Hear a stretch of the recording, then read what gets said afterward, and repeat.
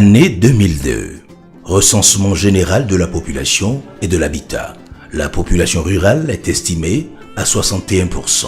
Cette frange de la société vit en grande partie dans la pauvreté, a un faible accès à l'eau potable et côtoie un environnement généralement insalubre.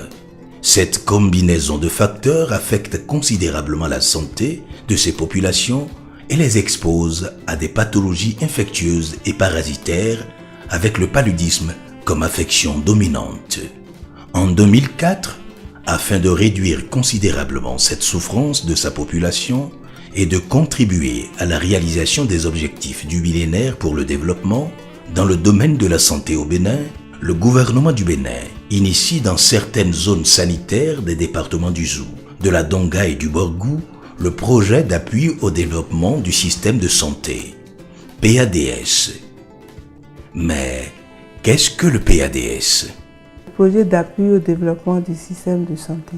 Ce projet a été conçu par le gouvernement pour régler les nombreux problèmes qui se posent au secteur de la santé, en particulier à la population béninoise. Il a été conçu en juillet 2004. La requête a été envoyée à la BAD, Banque africaine de développement, qui a accepté de l'accompagner. Et le projet a été évalué et approuvé en décembre 2004. Nous sommes sous tutelle du secrétariat général du ministère de la Santé. Donc il y a un comité de pilotage qui essaie d'apprécier et puis d'évaluer les différentes activités programmées par le projet, d'apprécier le budget annuel et d'approuver et d'autoriser les dépenses à effectuer au cours de l'année. En termes d'objectifs globaux, il y a la réalisation des objectifs du millénaire et qui consiste à la réduction de la mortalité infantile, l'amélioration de la santé maternelle, la lutte contre les maladies IST, VIH, SIDA et puis le paludisme et d'autres maladies. Le projet a pour objectif spécifique l'amélioration de l'offre et de la qualité des services de santé, ainsi que l'augmentation de l'utilisation des services de santé dans les départements du Zou, de la Donga et dans le centre hospitalier départemental CHD Borgou à Libori à Parakou. L'intervention du projet dans le Borgou porte sur l'extension et l'équipement du CHD Borgou à Libori, la fourniture des médicaments de spécialité et consommables, ainsi que la formation du personnel sanitaire en vue de l'offre des services de santé de qualité et l'entretien des équipements. Dans les deux autres départements, les activités prévues concernent la construction et l'équipement des infrastructures sanitaires, 3 hôpitaux et bureaux de zone à Kovez-Anyanado, Didja et Djougou, la formation du personnel de santé et des populations, la mise en place du système de santé à base communautaire, l'achat des médicaments, consommables et réactifs au profit des formations sanitaires, des zones d'implantation, des infrastructures sanitaires, les actions de mobilisation sociale en vue du changement de comportement, la mise en place d'un système de mutuelle de santé et d'un mécanisme de prise en charge des indigents. Pour atteindre ces objectifs, le PADS s'est structuré en 3 composantes. Il y a une première composante, c'est l'amélioration de l'accessibilité à des soins de santé de qualité. À ce titre, le projet prévoit le développement des mutuelles de santé, la mise en place des systèmes de prise en charge des indigents dans les mutuelles, et la formation du personnel de santé, l'amélioration du système de référence et de contre-référence et la réalisation des études, la construction des hôpitaux et l'équipement des hôpitaux. La deuxième composante, c'est la promotion de la santé maternelle et infantile et de lutte contre les maladies. Bon, là, il y a le projet qui contribue à l'amélioration de la coordination et de l'exécution des activités de la promotion de l'hygiène, de la lutte contre le paludisme, les IST, le VIH-Sida, la promotion de la santé maternelle et infantile, avec un accent particulier sur les soins obstétricaux et néonataux d'urgence, la prise en charge intégrée des maladies de l'enfance. L'approche communautaire est privilégiée dans l'exécution du projet à travers les relais communautaires. les animateurs locaux, les praticiens de la médecine traditionnelle, les associations des femmes et les comités de gestion. La troisième composante, c'est la gestion du projet même, qui s'occupe du fonctionnement du projet.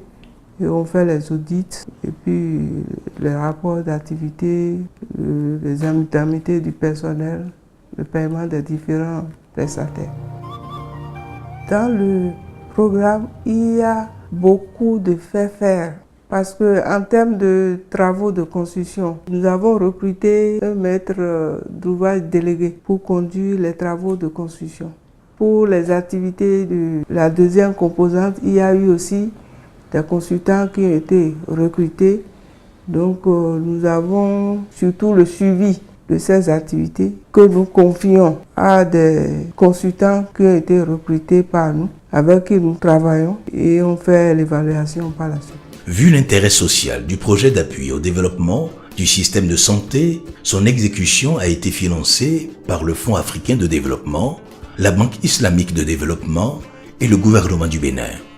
Pour impacter le système sanitaire national et améliorer la santé des populations à la base, le PADS s'est investi dans le développement d'infrastructures, la dotation en équipement, le développement communautaire et le renforcement des ressources humaines. Dans les communes de Kovey, de Djidja et de Djougou, le projet a bâti des infrastructures sanitaires à Parakou, œuvré à l'amélioration du plateau technique du centre hospitalier et départemental Borgou à Libori. Avec l'avènement de l'université à Parakou et de l'école de médecine, certains services qui étaient en embryonnaire et qui n'existaient pas, et il fallait les développer et par conséquent, il fallait construire et étendre le centre hospitalier qui est du coup devenu un centre hospitalier universitaire.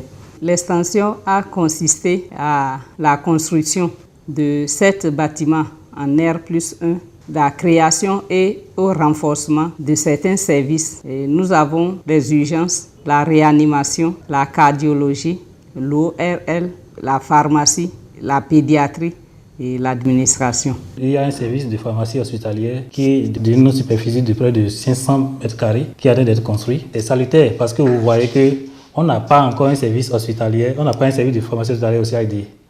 Actuellement, nous l'utilisons jusqu'à présent. Le CID, c'est un grand hôpital, mais les médicaments sont stockés dans les bureaux de l'administration. Ce sont des bureaux de l'administration que nous avons pris pour faire office de magasin. Donc vraiment, ce bâtiment est la bienvenue. La particularité du CHD, devenu depuis un certain temps espace CHU, c'est que depuis 2001, que la faculté de médecine de l'université de Parakou a été créée.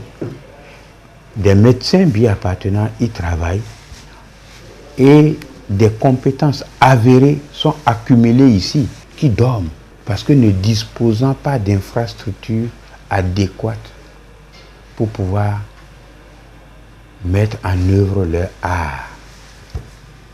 Donc ce projet, à mes yeux, et cette activité d'extension et de construction de bâtiments adaptés, pour moi, est d'une importance capitale. Ce centre a 3 missions. La mission médicale, qui est la prise en charge des patients, la mission de formation et la mission de recherche. Pour assurer ces 3 missions, il faut un équipement à la hauteur. Mais l'équipement qui existait est déjà très dépassé. Et ce serait vraiment un joyau si ces équipements viennent à aboutir et à être installés dans les bâtiments déjà construits. Si vous comptez correctement donc les bâtiments à l'intérieur, vous y trouverez donc un nombre pas loin d'une 60aine. Donc c'est des bâtiments au complet, c'est des services individualisés avec des passerelles qui relient donc l'ensemble des services les uns aux autres. C'est du travail assez bien et je suis vraiment fier de le dire pour mon pays. Ce projet a visé la qualité des soins et ceci en donnant un environnement adéquat de travail au niveau de 2 zones sanitaires, la zone sanitaire de Kovès et Ando-Wenri et la zone sanitaire Abomey-Djidja-Agbaïzoum, à travers les 2 grands hôpitaux qui ont été construits à Kovès et à Djidja. Et par ces 2 hôpitaux, je crois que le plateau technique a été amélioré parce que ces hôpitaux ont été entièrement équipés.